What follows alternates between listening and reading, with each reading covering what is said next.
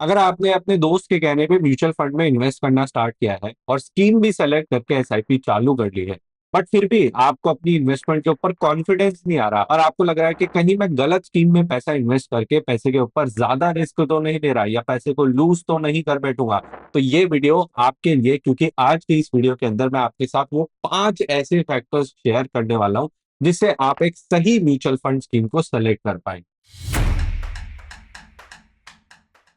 India में आज भी जब हम म्यूचुअल फंड्स के अंदर पैसा लगा रहे हैं तो मोस्ट ऑफ द टाइम हम किसी की कहा सुनी पे अपने पैसे को इन्वेस्ट करते हैं। अब क्योंकि हम अपने दोस्त के ऊपर ज्यादा भरोसा करते हैं तो इसलिए हमें लगता है कि शायद वो एक म्यूचुअल फंड का एक्सपर्ट है और उसने जो स्कीम बताई होगी वो सही होगी, क्योंकि उसने अपना खुद का भी तो पैसा इन्वेस्ट किया हुआ है। जबकि सच्चाई ये है कि आपके दोस्त ने भी किसी दोस्त से सुन के ही म्यूचुअल फंड स्कीम्स के अंदर पैसा लगाना शुरू करा है। अब इसमें आपके या आपके दोस्त की गलती नहीं है, क्योंकि इंडिया में इन्वेस्टिंग कैसे की जाती है और म्यूचुअल फंड्स कैसे सेलेक्ट किए जाते हैं इस चीज को सही तरीके से सिखाया नहीं जाता। तो इसीलिए मैं शुभम गुप्ता, एक रजिस्टर्ड म्यूचुअल फंड डिस्ट्रीब्यूटर, आज आपको इस वीडियो के अंदर डिटेल में सिखाऊंगा कि किसी भी म्यूचुअल फंड कैटेगरी के अंदर, फॉर एग्जांपल हम फ्लेक्सी कैप का एग्जांपल लेंगे, एंड उसमें 5 कौन सी चीजें हमेशा स्कीम के अंदर चेक की जानी चाहिए जिसकी मदद से आप एक सही स्कीम को सेलेक्ट कर पाए। अब एक एक करके मैं आपके साथ पॉइंटर्स शेयर करूंगा, बट मैं स्कीम का नाम आपको नहीं दिखाने वाला, क्योंकि मैं आपके दिमाग में कोई बायस नहीं डालना चाहता और ना ही ये वीडियो मैं किसी इन्वेस्टमेंट रिकमेंडेशन के पॉइंट ऑफ व्यू से बना रहा हूँ। मेरे चैनल के ऊपर जो भी नॉलेज आपको मिलेगी वो सही इन्वेस्टिंग कैसे की जाती है इस चीज के ऊपर आपको आगे लेके जाएगी। तो इस चैनल को सब्सक्राइब जरूर कर लेना, क्योंकि यहाँ पर आपको इन्वेस्टिंग से रिलेटेड बेस्ट नॉलेज मिलने वाली है। चलिए, तो सबसे पहले बात करते हैं किसी भी स्कीम्स के रिटर्न्स के बारे में। अब जब भी हम रिटर्न्स चेक करते हैं तो हमेशा पास्ट रिटर्न्स देखे जाते हैं, जिसके अंदर आप स्क्रीन के ऊपर देख सकते हो फंड ए, बी, सी, डी, ई। मैंने यहाँ पे 5 स्कीम्स ऐसी सेलेक्ट करी हैं जो कि फ्लेक्सी कैप कैटेगरी से बिलोंग करती है। अब अगर आप स्क्रीन के ऊपर देखोगे तो यहाँ पर ये लास्ट की 3 स्कीम्स आपको सबसे ज्यादा रिटर्न बनाती हुई दिख रही है, और ये जो ई स्कीम है इसने तो बाकी सारी की सारी स्कीम्स को बीट किया है और टॉप पर निकल के आई है। अब अगर मैं आपसे यहाँ पूछूं कि आपको कौन सा फंड सेलेक्ट करना है, तो आप सी, डी या फिर ई में से कोई एक स्कीम सेलेक्ट करके अपनी इन्वेस्टिंग स्टार्ट कर दोगे।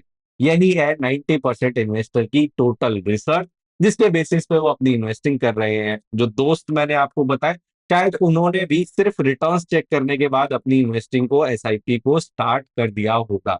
बल्कि कहानी यहाँ से शुरू होती है।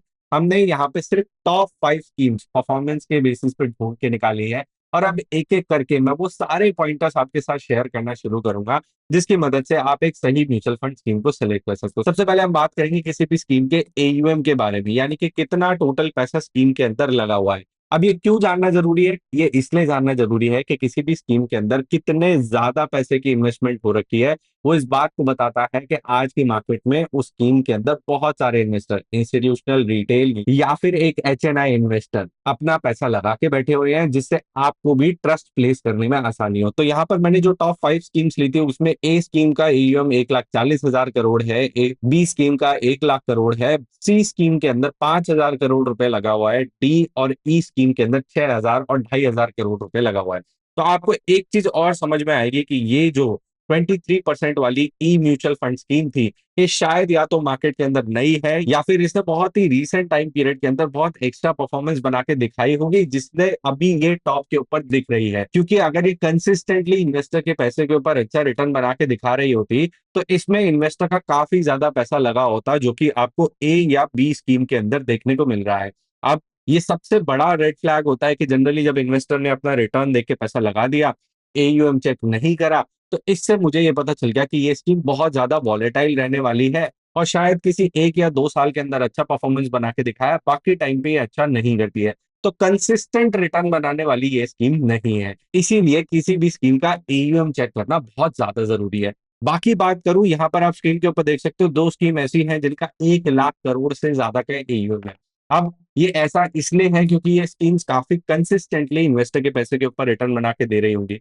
यहाँ पर इन्वेस्टर के दिमाग में एक सवाल आ सकता है कि सर, इतना बड़ा एयूएम हो गया है तो क्या ये स्कीम आने वाले टाइम में रिटर्न बना के देगी? तो इसका सिंपल आंसर अगर मैं आपको दूं तो किसी भी स्कीम के अंदर उसका एयूएम बड़ा होने की वजह से थोड़े से चैलेंजेस जरूर आते हैं। बट अगर म्यूचुअल फंड कंपनी एक अच्छी कंपनी है जो काफी लंबे टाइम से मार्केट के अंदर काम कर रही है, तो वो बड़े एयूएम के ऊपर भी इन्वेस्टर के पैसे के ऊपर रिटर्न अच्छा बना के दे पाती है। डेटा कोई ऐसा देखने को नहीं मिला है कि स्कीम का एयूएम बढ़ने की वजह से उसका रिटर्न ड्रास्टिकली ड्रॉप हो गया हो, या फिर उसने टॉप 5 की कैटेगरी के अंदर आना बंद कर दिया हो। नेक्स्ट हमें बात करने की जरूरत है किसी भी स्कीम के एक्सपेंस रेशो के बारे में। किसी भी स्कीम का कितना खर्चा लगने वाला है आपकी इन्वेस्टमेंट के ऊपर। 1 लाख रुपए इन्वेस्ट कर रहे हो अगर आप, तो उसका एक्सपेंस रेशो बताएगा कि आप साल भर में कितना पैसा खर्चे में देने वाले हो। फॉर एग्जाम्पल, ए स्कीम के अंदर ये 770 रुपए है, बी स्कीम के अंदर 670 रुपए है, और वहीं सी और ई स्कीम के अंदर ये 1360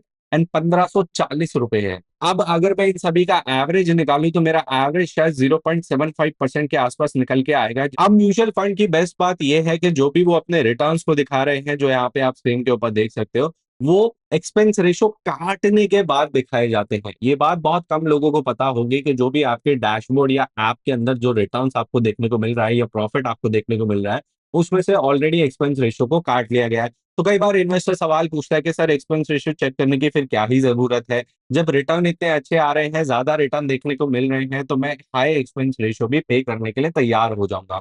बट यहाँ पे सबसे ज्यादा इंपॉर्टेंट समझने वाली बात यह है कि जब मार्केट रिटर्न नहीं बना के देता है, जब मार्केट फ्लैट होता है या जब मार्केट में फॉल आता है, उस टाइम पीरियड पे ये हाई एक्सपेंस रेशियो 1.36 एंड 1.54 ये आपके पैसे के ऊपर से प्रिंसिपल और प्रॉफिट दोनों में से ज्यादा खर्चा करना शुरू करेगा और आपके पैसे को ज्यादा नीचे लेके जाएगा, जिससे रिकवरी के टाइम पीरियड में आपको ज्यादा इंतजार करना पड़ सकता है। तो इसीलिए हमेशा मैं ये सिखाता हूं कि इन्वेस्टर हमेशा एक्सपेंस रेशो चेक करके चले।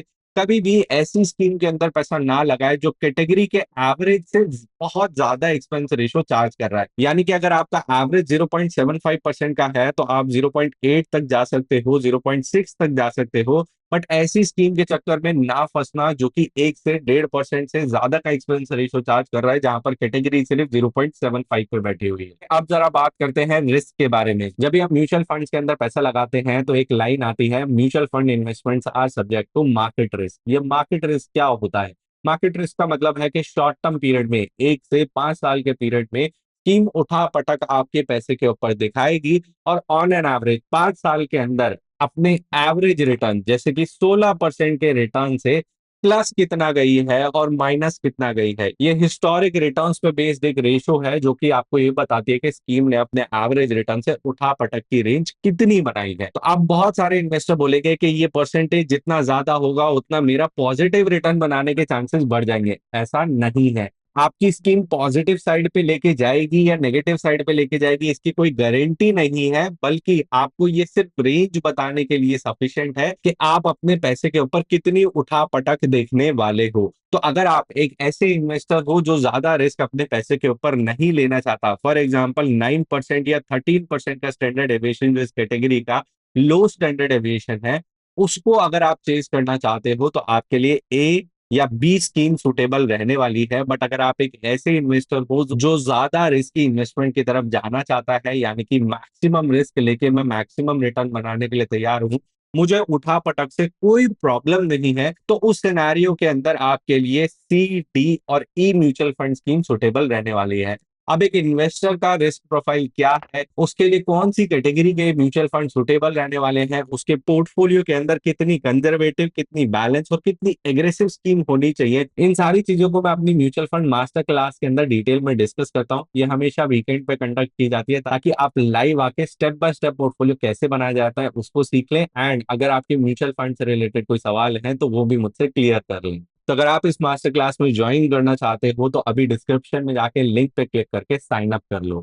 अब फाइनली एक लास्ट रेशो जिसका नाम है शार्पे रेशो, जो कि हमें फंड मैनेजर की असलियत बताती है कि हमारे फंड मैनेजर ने 1% के रिस्क के बदले में हमें कितना रिटर्न बना के दिया है।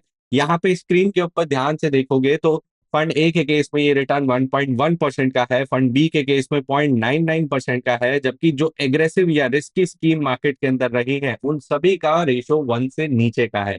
अगर मेरा फंड मैनेजर 1% का रिस्क मेरे पैसे के ऊपर लेता है तो उस फंड मैनेजर से मैं एक एक्स्ट्रा रिटर्न डिलीवर करने की एक्सपेक्टेशन रखूंगा, क्योंकि अगर मेरा फंड मैनेजर रिस्क के बदले में अच्छा रिटर्न मुझे नहीं बना के दे पा रहा है तो इसका मतलब वो फंड मैनेजर मेरे लिए ज्यादा अच्छी परफॉर्मेंस नहीं बना के दे रहा है। एक्चुअल में इन्वेस्टर सिर्फ रिटर्न्स को चेस करते हैं, मेरे पास कितना मैक्सिमम प्रॉफिट आया इस बात के ऊपर फोकस करते हैं, जबकि सच्चाई ये है कि आपका फंड कितना रिस्क ले रहा है ये भी आपकी इन्वेस्टमेंट प्रोसेस के अंदर इंक्लूड होना बहुत ज्यादा जरूरी है।